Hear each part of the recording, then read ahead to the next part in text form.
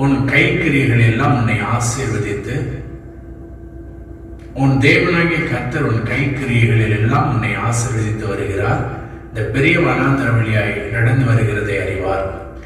இந்த 40 வருஷம் உன் தேவனாகிய கர்த்தர் உன்னோடு இருந்தார், உனக்கு ஒன்றும் குறைவுபடவில்லை என்று சொல்லி வேதம் சொல்கிறது.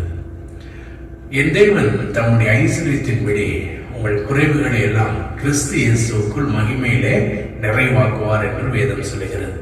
நம்முடைய வாழ்க்கையில குறைவுகளை தேவன் ஒருபோதும் அனுமதிப்பதே இல்லை. குறைவுகள் பிசாசினாலே உண்டாகிறது.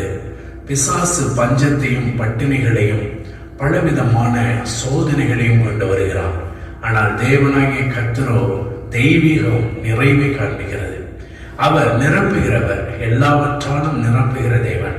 உங்கள் பாத்திரங்கள் நிரம்பி வழியும், உங்கள் கையின் பிரயாசங்கள் ஆசீர்வதிக்கப்படும். நீங்கள் நினைத்த காரியங்களை பரிசுத்த ஆவியானவர் மகிமையாய் நிறைவேற்றுகிற தேவனாக இருக்கிறார். எந்த காரியங்களை குறித்து நீங்கள் குழப்பமாக இருந்தாலும் அந்த குழப்பத்திற்கு முடிவு உண்டு என்று கர்த்தர் சொல்கிறார். நிச்சயமாகவே முடிவு உண்டு. உன் நம்பிக்கை வீண் போகாது என்று கர்த்தர் சொல்கிறார். நீங்கள் கர்த்தர் மேல் முழு நம்பிக்கை வைக்க வேண்டும். இயேசு கிறிஸ்து கானாவர் திருமணத்திற்கு போகும் பொழுது அவரிடத்திலே குறைவுகளை வந்து சொன்னார்கள். சொன்ன உடனே கர்த்தர் என்ன செய்தார்? அவருடைய குறைவை நிறைவாக்கினார். இன்றைக்கும் இந்த மாதத்திலும் இந்த காலங்களிலும் கர்த்தர் உங்கள் குறைவுகளை நிறைவாக்குகிற தேவனாக இருக்கிறார். ஆமென் சொல்லுவோமா? கமெண்ட்ல கர்த்தருக்கு மகிமை செலுத்துங்க. பரிசுத்த ஆவியானவர் உங்களுடைய வாழ்க்கையில நிச்சயமான ஆசீர்வாதங்களை தந்து உங்களை நிரப்ப போகிறார். உங்கள் கையின் பிரயாசங்கள் உங்களுடைய வேலையில ஆசீர்வாதங்களை தந்து கர்த்தர் உங்களை மேன்மைப்படுத்தும்படியாக விரும்புகிறார். இஸ்ரவேல் ஜனங்களை கர்த்தர் நடத்தி கொண்டு போகும் பொழுது அவர்களுக்கு அனுதினமும் ஆகாரத்தை அன்றன்று கர்த்தர் கொடுத்தார் இல்லையா? அவருடைய கால்கள் வீங்கவில்லை. அவர்கள் நடந்து போகும் பொழுதெல்லாம் தேவன் அவர்களோடு கூட இருந்தார். யோசித்து பாருங்கள், சிறுவனாக ஒரு 4 வயது குழந்தையாக வந்த ஒரு பையன் இப்பொழுது 44 வயது கடந்த பொழுதும் கூட அவனுடைய கால்கள் அதற்கேற்றாற் போல் அவனுடைய பாதரட்சைகள் வளர்ந்திருந்தது. அவனுடைய அந்த ட்ரெஸ் டெய்லி ஃப்ரெஷ்ஷாக இருந்துச்சு. அவங்க துணியை ஆண்டவர் ரொம்ப ஃப்ரெஷ்ஷாக வச்சிருந்தார். இன்றைக்கும் தேவன் உங்களுடைய வாழ்க்கையில நன்மையான ஆசீர்வாதங்களை தந்து உங்களை ஆசீர்வதிக்க போதுமானவராக இருக்கிறார். ஆமென். எதை குறித்துமே நீங்க பயப்பட வேண்டாம். உடை குறித்து கவலைப்பட வேண்டாம்.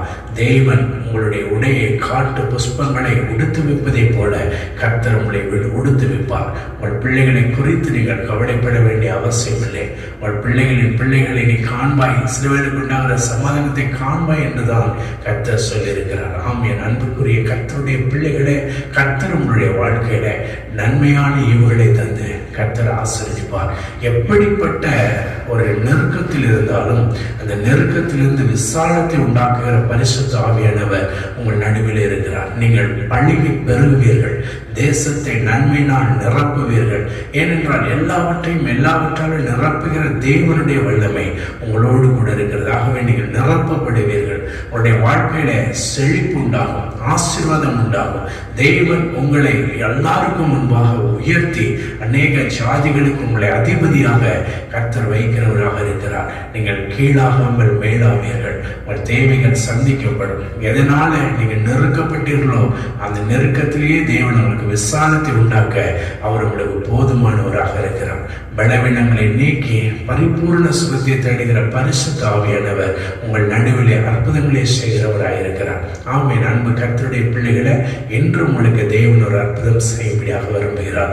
சோர்ந்து போகாதிருங்கள். பரிசுத்த ஆவியானவர் உங்கள் நடுவிலே வல்லமையான காரியங்களை செய்வார். நன்றியோடு ஸ்தோத்திர பலியோடு கூட கர்த்தரை மகிமைப்படுத்துங்க. தேவன் உங்களுக்கு அற்புதங்களை செய்வார்.